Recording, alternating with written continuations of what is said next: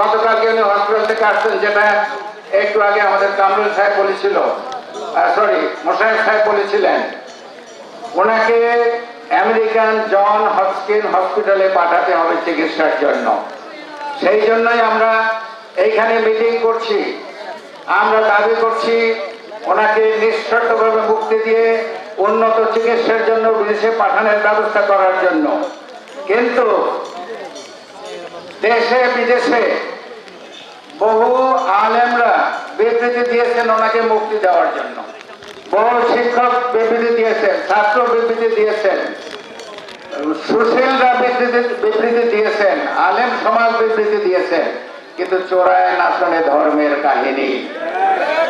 এই সরকার আমাকে ওইভাবে মুক্তি দেবে না, যেটা একটু আগে আমার পূর্ববর্তী বক্তা বলেছেন।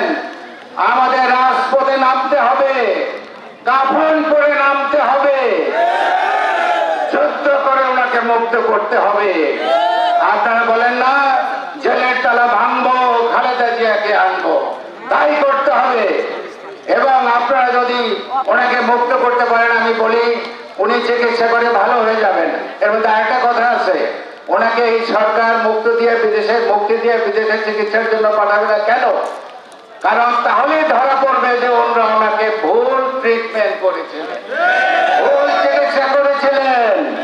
সেই জন্য ওই সরকার ভীত, ওনারা বিদেশে পাঠাতে চান না ওনাকে। যাই হোক, ওনাকে যদি আপনারা মুক্ত করতে পারেন, উনি আবার আপনাদের সঙ্গে রাজপথে থাকবেন, আবার উনি আন্দোলন করবেন। এই দেশে আবার সুষ্ঠু সুন্দর নিরপেক্ষ নির্বাচনের মধ্যে যদি ওনাকে আপনারা আবার প্রধানমন্ত্রী বানাতে পারেন, তাহলে সর্বপ্রথম উনি কি করবেন বলতে পারেন? সর্বপ্রথম এই সরকার যে 5 লক্ষ মামলা আপনাদের উপরে দিয়েছে, 50 লক্ষ আসামি করেছে বিএনপির, 24 ঘন্টার মধ্যে আপনাদেরকে মুক্তি দেওয়া হবে, আপনাদেরকে বাক স্বাধীনতা দেওয়া হবে, আপনাকে ভোট ও ভাতের অধিকার দেওয়া হবে। আর আপনারা যদি তাকে সুযোগ দেন, উনি হয়তো আপনাদের জন্য নোবেল প্রাইজও আনতে পারেন। আপনারা আমাকে সময় দিয়েছিলেন কথা বলার জন্য, কিন্তু বৃষ্টি নামার জন্য আমার কথা সংক্ষেপ করতে হচ্ছে।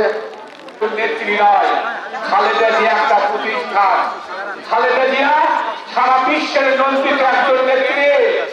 আজকে হাজারো লোক শোক দুঃখের মধ্যেও, আজকে সন্তান হারা বেদনার মধ্যেও, একটা সন্তান দেশের বাইরে থাকার পরেও, হাজার হাজার নেতা কর্মী জেলে থাকার পরেও, আজকে এরশাদ যেমন তাকে গলাতে পারেনি, হাজার লোক লালসার মধ্যেও শেখ হাসিনাও তাকে গলাতে পারেনি।